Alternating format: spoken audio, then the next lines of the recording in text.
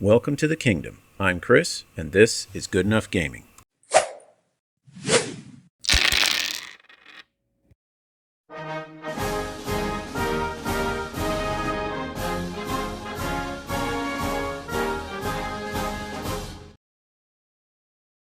Howdy folks, and welcome back to the One-Page Rules Grimdark Future World Book Deep Dive. In Part 1, we took a look at the general setting of the One-Page Rules Grimdark Future universe, pointed out several areas where the story holds some really serious potential, areas where it might be a bit weak or contradictory, and emphasizing that the story is coming from a decidedly human perspective. In this video, we're going to go down that last rabbit hole just a bit more as we explore the history of humanity, how it fell into civil war, and how that civil war landed a large chunk of humanity in the Sirius sector. Now, this part of the book goes way back to the very origins of human civilization, and it includes the history of Earth as we know it today.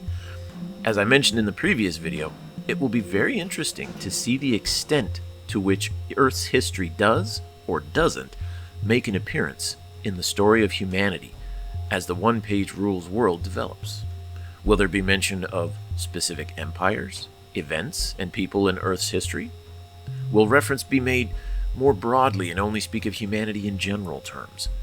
The World Book refers to the entirety of humanity as, quote, growing in fits and starts, but without giving many specifics. The first concrete date that appears in the book appears later in the timeline, when it mentions that faster-than-light travel was first developed in 2440. Well, that's half a millennia from the present day.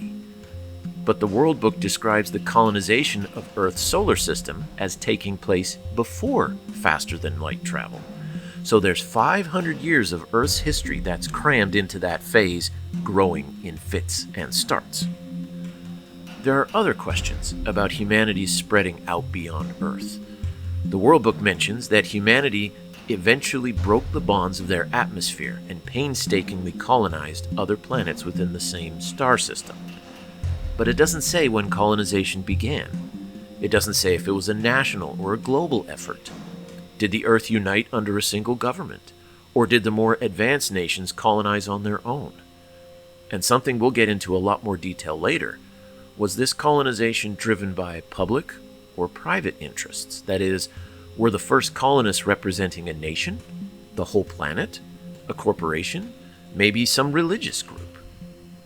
It's an interesting question to ponder, especially given that there are 500 years to work with here. By comparison, look how much has changed in Earth's history in the 500 years between 1500 and the present day. In that time, entire empires have risen and fallen. Nations have been born, destroyed, and in some cases even born a second time. Heck, the most powerful nation in history didn't even exist for the first half of those 500 years, along with the technology and growth that would be beyond imagination. So think of it this way. Imagine going back to the year 1500, essentially the time when Columbus landed in the New World. Think of how the technology of Europe was so different and in most cases far more advanced than the technology of Mesoamerica. Europeans had firearms, metallurgy, steel, and that's just the military technologies. There's also political systems, economic and social systems that had developed in Europe as well. Now imagine you show up from the future and meet Columbus with a cell phone, a fully automatic weapon, a Kevlar vest, and knowledge of the internet. Even more important is the fact that most of these technologies I've just mentioned were developed in just the last century, which means the pace of advancement is growing exponentially. So in those 500 years between when the World Book history starts and the development of FTL in 2440, there's a lot that can happen, and it seems maybe the timeline for that part is a little bit too broad. Technology feeds on itself and creates exponential growth. In my lifetime, I've seen the rotary telephone give way to AI and self-driving cars. So is it really going to take us 500 years to go from the present day to colonization without faster-than-light travel? Now, this, of course, brings us to the turning point in humans' history, the discovery of faster-than-light travel. And as I asked above, was this a slow process over the preceding centuries that finally paid off? Was it a serendipity that allowed humanity to skip a couple centuries? Was there help from any alien civilizations? The World Book says that humanity, quote-unquote, discovered it, so it seems that this was a homegrown technology one way or another. But it also means that there was no alien life in Earth's solar system. And with the discovery of FTL travel, Earth is able to expand beyond its solar system into nearby star systems, and still no alien life? This actually seems a bit of a puzzle, no? When the humans arrive in the Sirius sector, they encounter dozens of alien species, and some of those themselves are visitors or invaders of Sirius. Was humanity really that isolated? Even after being able to expand in the sectors around Earth's solar system, there was nobody else there? I suppose that's entirely possible. It just seems unlikely, or worse, a bit convenient. But let's return to the origins of the Civil War. I find most of it to be very reasonable, compelling, and believable because in many ways it mirrors the history of Earth, especially of European empires in the New World, just without indigenous populations, aka aliens on other planets when we land there. So according to the World Book, the expansion into space was driven by necessity. With the resources of Earth gradually depleting, many were eager to reach into the stars. And it's here that I run into another conundrum. Just a few paragraphs earlier, the World Book stated that expansion into the solar system led to the discovery of resources that in turn led to leaps and bounds in technology. And we can see today that technology is continually finding ways to use our resources more efficiently, and even reuse resources that were previously just discarded. I mean, consider this. Humanity has been warning about overpopulation and the inability to feed everyone for centuries. And yet today, with Earth's population larger than it has ever been, we actually have more food available than ever before. Every crisis spurs human ingenuity, and the crisis is often solved by that ingenuity. New technologies, new processes, new products, new developments and advancements. So just what resources were being depleted here, and why hadn't the loss been balanced by the discoveries, technologies, and other advancements of colonization? Beyond that, the rest of the story makes sense because it's very familiar. Colonists risk their lives to settle on new planets and start over, living hard lives and always being just one crisis away from starvation, although at least they don't have to worry about hostile locals. Then, there's pressure from Earth to send back quotas of resources, for which the colony was set up in the first place. Sound familiar? I live in Virginia, and you could be describing Jamestown just as easily as you could be describing the colonization of Alpha Centauri. And just as tension mounted between the colony and mother country in the 18th century, so too it grew between colony and Earth in the 28th century. Now, we're still unsure what organization is driving colonization. Are these national colonies? Corporate colonies?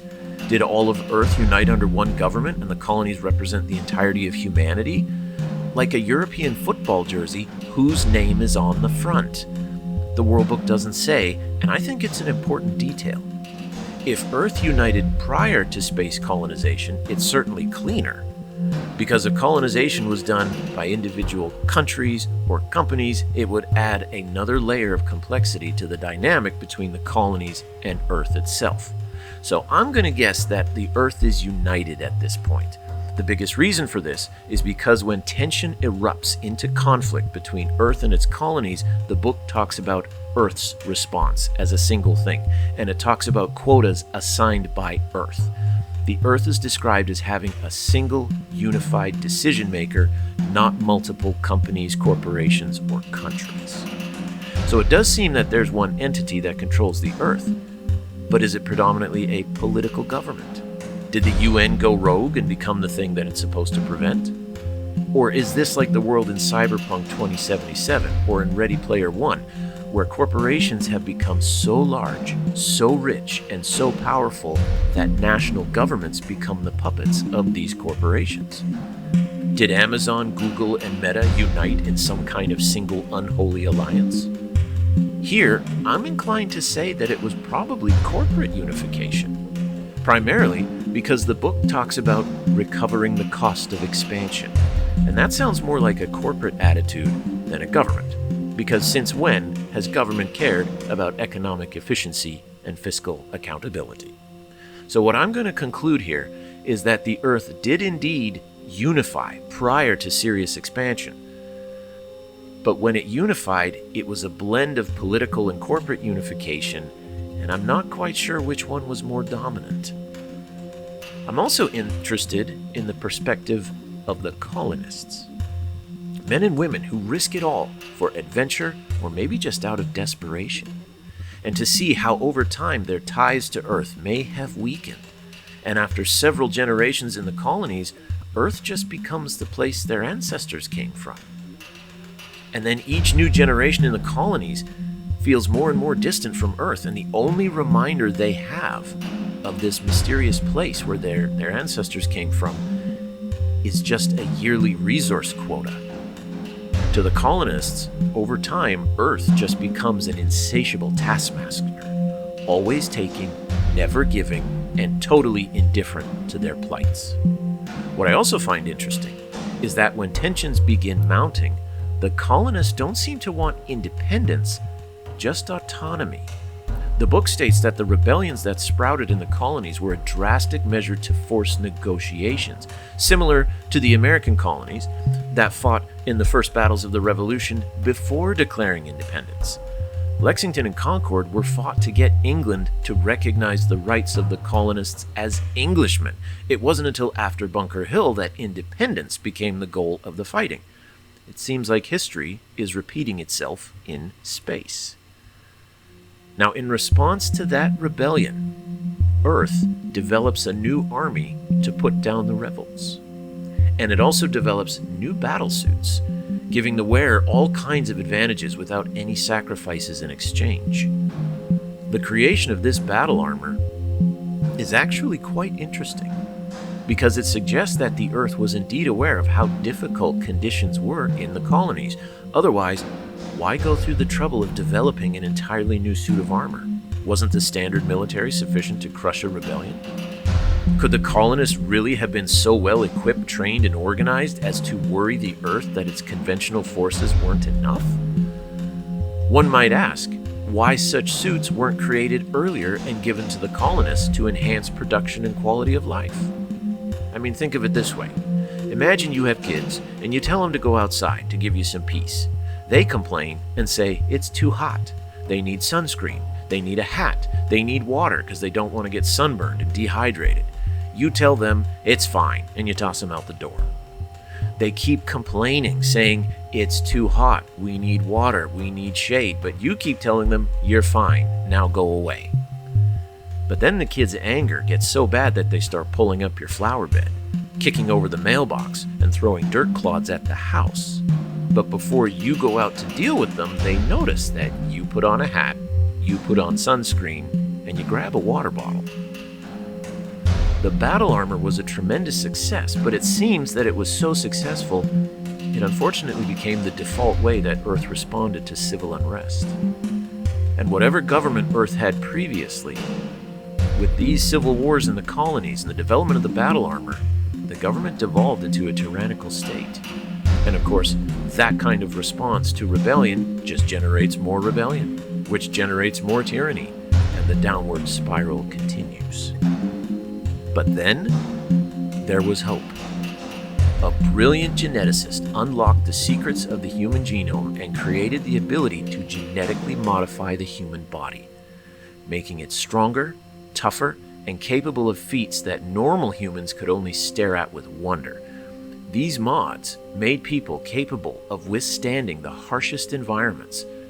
And it reinforces my argument that Earth knew how bad things were in the colonies, but they seemed to only want to do something about it when Earth-born humans had to go there. It seems that the feelings of disconnect between Earth and colony weren't just limited to the colonists. Now, these gene mods, so the creator hoped, would solve the growing conflict between Earth and its colonies. Give them to the colonies and watch their struggling settlements become the next super cities. The mods would dramatically reduce the resources needed to sustain the colony, meaning that production would become more efficient, quotas could more easily be met, and with only a fraction of effort from the colonists, which would make their quality of life better. And without such a hard life, the colonists could end their rebellions. Earth could grant them greater autonomy, knowing that the quotas and resources would continue unabated, and maybe Earth could even expand to new systems that were previously uninhabitable. It seemed the perfect solution. So what went wrong? Sadly, the government wasn't interested in reconciliation, only dominance. The gene mods were confiscated and offered only to the military units being sent to crush the rebellion. Rather than use these mods to make life easier for the colonists, they would be used to make tyranny easier for the government. It seems that old adage, power corrupts and absolute power corrupts absolutely, holds true in the far future as well. The battle armor had already given Earth's armies a massive advantage, and the gene mods gave the soldiers another advantage, putting them together, genetically modified soldiers wearing state-of-the-art battlesuits. The rebellion's days were numbered. Fine-tuning of the gene mods and battlesuits allowed newly formed battle brothers even more specific advantages based on their particular missions. Brothers fighting on dark worlds could be given natural night vision. Soldiers on hot desert planets could be modified to retain water and resist heat. And soldiers on freezing worlds could be modded to be able to survive exposure to the elements. It makes me wonder if the rebels ever got their hands on any of these suits of battle armor, especially before the gene mods came into play. Before the gene mods, the soldiers wearing the suits were still just mortals. Did the rebels never get their hands on a suit and try to reverse engineer it, copy it, or at the very least use it? Back on Earth, unsurprisingly, the man who created the gene mods was quite disgusted with how Earth had essentially stolen his technology, which was meant to bring reconciliation to the conflict, and instead used it only for their own advantage. This scientist, the founder as he comes to be called, may have been very high up in Earth's government or somewhere else in the hierarchy, because he begins a resistance against the government and its use of his gene technology, but he lives. Tyrannies cannot abide dissent, and if they're willing to wage wars against entire colony worlds rather than compromise, surely they would not allow this man to so openly challenge their authority right here on Earth. The book says that Earth's authorities tried to, quote, bring him to heel. I can't imagine that was limited to just banning him from social media. There absolutely had to have been assassination attempts, and clearly none of them worked. Now, the founder, of course, would have had the wealth and the ability and resources to live in a highly secure home, to afford the best personal security teams, but a squad or two of gene-modded battle brothers could make short work of any security system the founder had, unless his systems included battle brothers too. Indeed, many battle brothers saw the founder as their sire and true commander, not the bureaucrats of Earth. And it's easy to see how a gene-modded super soldier would soon start to question why he was taking orders from a lesser being, especially when those lesser beings fought against the man who was the source of the battle brothers' superiority. And in addition to that, I can't imagine that the founder never took any of his own gene mods. It would be like a tattoo artist who doesn't have any tattoos.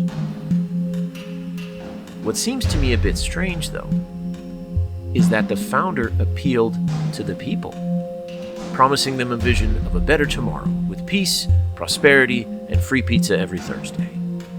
A scientist of genius-level intellect with superhuman powers and an army of super soldiers at his command, and he's also a man of the people?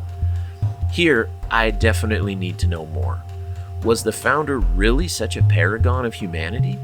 Or was he, like pretty much every other such person in history, a demagogue who had either convinced himself that he was working in humanity's interests, or just flat out deceiving the people to build support for a coup he was already planning. Honestly, I hope it's one of those, because if he is such a paragon, he's too perfect, which makes him unbelievable. Indeed, the book seems to confirm my suspicion that it's the latter, when it states that the founder appointed himself as supreme leader and then hunted down the previous government. So look at that. A guy who appeals to the masses, yet seizes and holds power by monopoly and hunts down his political rivals. It would seem that the founder was about as much a man of the people as Lenin. In fact, his seizure of power was not supported by the entirety of Earth, as a new civil war erupted against the founder, meaning that Earth was now engulfed in a double civil war, the war with the colonies and the war against the founder's coup. What makes this second civil war interesting was that it spread from within the ranks of the Battle Brothers. What happened in those few months after the founder took power? How was he able to seize control of Earth? Because he had the Battle Brothers at his side, but once in power, some of them turned against him. What did they know? What did they find out? It's here again that we get a little peek at the bias and perspective of the World Book history. When describing the war, it states that it was a war of loyalists, those loyal to the founder, and traitors, those who fought against the founder. So in the previous video, we learned the entire book was written from humanity's perspective, and now it seems that within that human perspective, we're getting the perspective of the founder and his followers. How interesting it would be to read this story from the other side, where the loyalists are those who support the established government, and the founder and his followers are the traitors that rose up against it. Well, it didn't take long for the Civil War on Earth to spread to the colonies, splitting colonists between those loyal to and opposed to the founder. And here we finally get hints that the gene mods, and I would assume the battle armor as well, start to make its way to the colonies.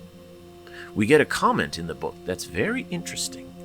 When the Second Civil War spread to the colonies, essentially uniting all of these conflicts into one massive war, the book makes an intriguing statement. It says, seeing the situation unfold, the founder recognized that the conflict would be more costly and drawn out than first anticipated. He moved to establish fail-safes to ensure his vision could be achieved as he had foreseen it. I'm sorry, more costly than anticipated? At what point did his vision for the future of humanity include a conflict that would kill massive swaths of that same humanity? When he first created the gene mods, there was no mention of warfare. On the contrary, the mods were meant to bring an end to conflict. It seems that when Earth's government challenged the founder, that's when his strategy shifted, and he sought to seize control of Earth's government. Then again, maybe he always intended to gain control one way or another. And when the mods didn't gain him that control, he went with Plan B, a kind of peaceably if we can, forcibly if we must attitude. Either way, it's clear that at some point, the founder decided that everything would go better if he were in control and didn't have to answer to anybody. That line, ensure his vision could be achieved as he had foreseen it, definitely sounds like the kind of person who isn't interested in hearing about other options and ideas. So this is where he creates the custodians, his personal bodyguard, who, quote, make sure his will was carried out to even the most remote colonies. With a statement like that, I'd say we've definitely crossed over into the realm of dictatorship and tyranny. In addition to a new cadre of soldiers that are to the Battle Brothers what the Battle Brothers are to ordinary men, the founder begins work on the conduit, a seemingly impossible technology that will grant the founder a sort of immortality. Once operational, the founder can literally upload his mind, memories, and genius into the conduit, which could then transfer them into a clone body. Look at that. We're centuries into the future, and we still have to deal with DLC patches. But it is an interesting mix of realism and hubris. Realism in recognizing that the founder was mortal and would one day die. Thus preparing for a successor was only natural. But planning to make himself his own successor? Well, see my previous comment about his ego pushing him from being the intergalactic Nelson Mandela to the intergalactic Lenin on permanent display in the Kremlin. Now, I'm puzzled as to why he didn't turn his gene technology to increase his own longevity. He was able to tweak just about every other aspect of human physique and potential, but nothing that could extend life? That sounds a bit convenient to the plot, I'm afraid. Old age and death is the breakdown of the body. So if he can enhance the body, why can't he increase his lifespan by reducing the pace at which his body breaks down? Of course, he can't create true immortality, but not even an enhancement that could last a century or two. And last of all, his refusal to train up an heir is also telling. He wasn't interested in building a system, a culture, or a civilization that would perpetuate his ideas and his laws long after his death. Oh no. He went the route of the kings and emperors of the ancient world, in thinking, nobody's as good as me, no one will rule as well as I can, so rather than try and leave a legacy, I'll simply refuse to leave. I also notice that while the founder is spending all this time ensuring his own survival and perpetuation, the Civil War continues. The very humanity that the founder seems so eager to save is butchering itself wholesale, but the founder seems more interested in his own immortality and ambitions. The more we read about this and think about the founder, the more he comes across either as a man who is utterly corrupted by power, or just the next in a long line of dictators that rides to power on the waves of public discontent. At this point, the Civil War is getting so bad that entire colonies are being lost or evacuated, and regions of Earth are becoming uninhabitable, due most likely to nuclear fallout, chemical weaponry, and the collateral damage of war. One only needs to read about the fields in France that to this very day are unusable for farmland because of unexploded ordnance from World War I. Imagine that, but on a continental scale. It seems the founder's plan to save humanity has had a very ironic twist. The war shattered what remaining civil governments existed, and humans reverted back to tribal groups based on their war loyalties, while others just sought a refuge, some way out of the endless warfare. The war continued to claim more territory, and I imagine any enclave of these refugees discovered by either faction were quickly pressed into service. With nowhere to hide, with no chance of remaining independent, and no way of ending the war on their own terms, the refugees hit on the only solution left: self-imposed exile. To become true refugees by leaving the Earth and hoping to find some corner of the galaxy that could sustain life, but was out of reach of humanity's civil war. It was a long shot to be sure, but when the alternative is a certain and slow death, even a long shot is a welcome alternative. With sympathizers and collaborators working in the Earth's shipyards, the refugees began quietly assembling a small fleet capable of ferrying the exiles to their new home, wherever that might be. But during the preparations, someone had an idea that was as bold as it was insane: to steal the founder's own flagship. Now, certainly a ship of that caliber would have the room, the resources to be a tremendous benefit to the refugees, but how they planned on taking it, or how long they thought they could keep a plan like that secret? Not for very long. Somehow, whether it was a spy among the refugees, a turncoat who planned to leverage the information in exchange for some kind of reward, maybe it was some far-sighted refugee who worried stealing the flagship would lead to inevitable pursuit and thus thwart the entire purpose of the escape plan. Right now, we don't know, but somehow the founder learned of the plan, and he learned of it long before the appointed hour. Now, he was in a bit of a conundrum. The Founder's forces were spread so thin he couldn't simply march down to the docks and put an end to it. But at the same time, maybe he didn't want that. An escape of this size wasn't just about losing a few ships. An exodus like this was a sign that first, the Founder was not winning the Civil War, and second, that even if he did win, he didn't have the full support of Earth's people. In fact, if we consider the three factions, those opposed, those against, and those wanting to leave, it seems the Founder doesn't even have a majority. And allowing this escape to take place would be very similar to why East Germany built the Berlin Wall in history. The massive brain drain that East Germany experienced as droves of citizens fled to the west was a neon-rimmed billboard sign that screamed, "Life sucks over here." And so a massive fleet leaving Earth would be a sign that the Founder had failed in creating this perfect utopia of his. There was, of course, another reason why the Founder had to recapture his flagship: the Conduit. The instrument of his own immortality was aboard that ship. And imagine the embarrassment of subduing the nations of the earth, only to be left standing on the dock while your greatest achievements sailed away in the hands of individuals who could neither use nor understand it.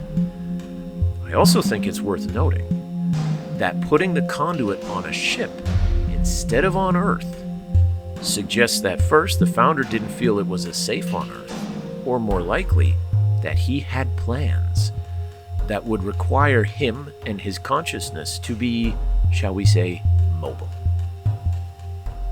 That might explain the Founder's next move. He didn't want to just arrest the leaders of the refugees. Leaders can be replaced. He also wasn't interested in simply grabbing as many refugees as he can and hope that the rest that got away were broken or too small to be of any significance. Oh no. He wanted to catch them, all of them. And I have a sneaking suspicion that if he had succeeded, the refugees wouldn't have simply been imprisoned, resettled, or even pressed into service. What we've learned about the Founder has already shown that he was willing to sacrifice many people for the sake of his own ambition. What would a few more be on top of it? It would certainly fall in line with the other dictators of Earth's history, men like Lenin, Stalin, Mao, Pol Pot, who had no qualms about killing millions of their own people just to secure their rule and bring forth utopia. And with his precious Conduit at stake, we can't disregard that there was probably a teeny bit of revenge motivating him as well.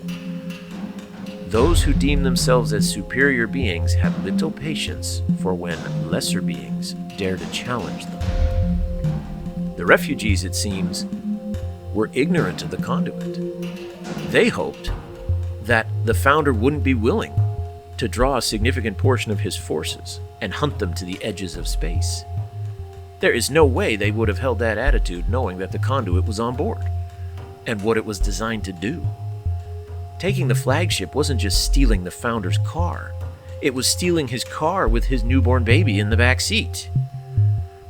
The operation to stop the refugees and recapture the flagship met with the initial success that you would expect. Sending battle brothers and custodians against a ragtag band of citizens would be the equivalent of putting an Olympic wrestler against a toddler.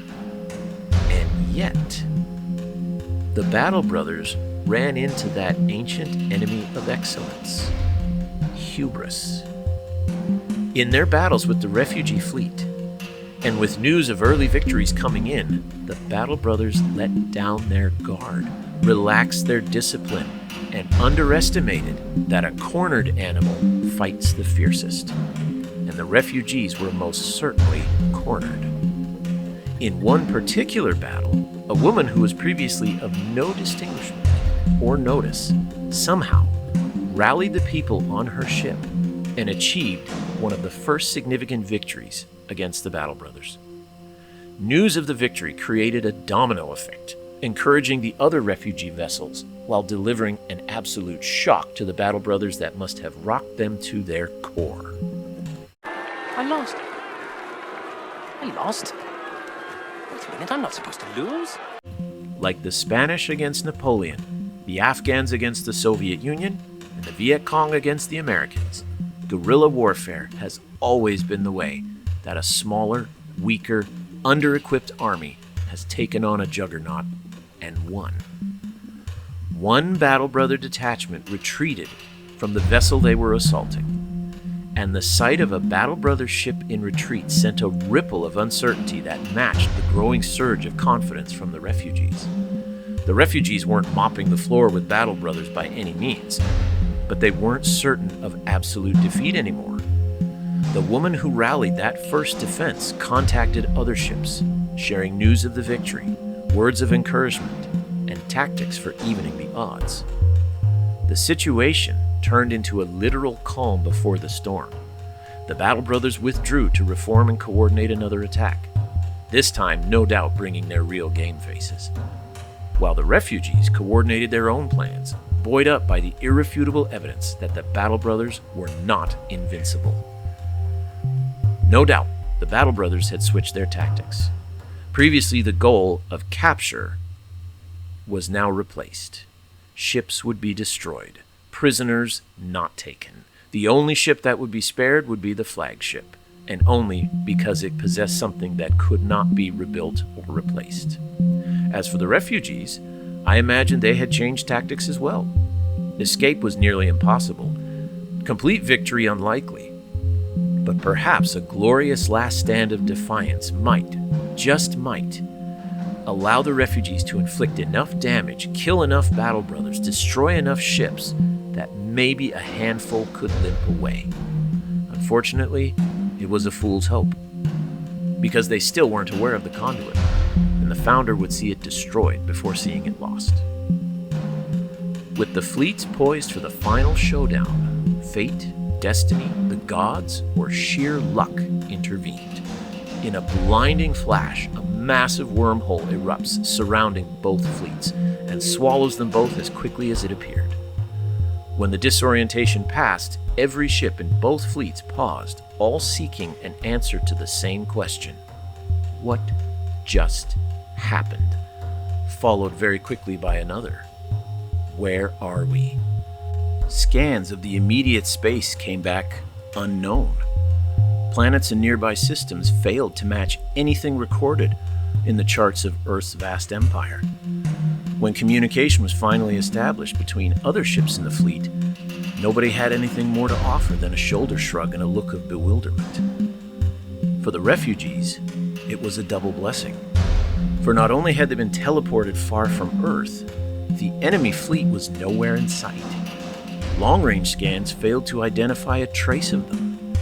It seems that the wormhole was watching out for the refugees. While hundreds of light years away, the Battle Brothers were in the exact opposite situation. On the cusp of victory, they had suddenly been ripped from their own galaxy, tossed into the far reaches of space, and even their prey was gone. Now, I do have to say here that this was a bit convenient, that the fleets are swallowed up by the same wormhole and are perfectly split and distantly separated. I think it would have been a little more believable if at least a couple ships from each fleet ended up where the enemy was. That would make the randomness of the wormhole a little bit more believable, and it could provide some interesting jumping-off points for the story. It would give the refugees a way to have a small stockpile of battle armor and advanced weapons that they would then use to build up new equipment, weapons, and an armory. And as far as the Battle Brothers are concerned, being able to capture a few refugees would provide them intel, labor, maybe even cannon fodder, and it would help give each side a reason to continue to hunt down the other to rescue the captives that ended up on the other side. But, convenient or not, the deed was done. The wormhole snatched up a sample of humanity, getting pieces of the good, the bad, and the ugly, and flinging them into the depths of space for a reset beyond anything the refugees were expecting. And here, with the wormhole closed, the two sides separated by light years, and an entire unexplored sector before them, the story of humanity in its own solar system ends, and the story of humanity in the Sirius sector begins.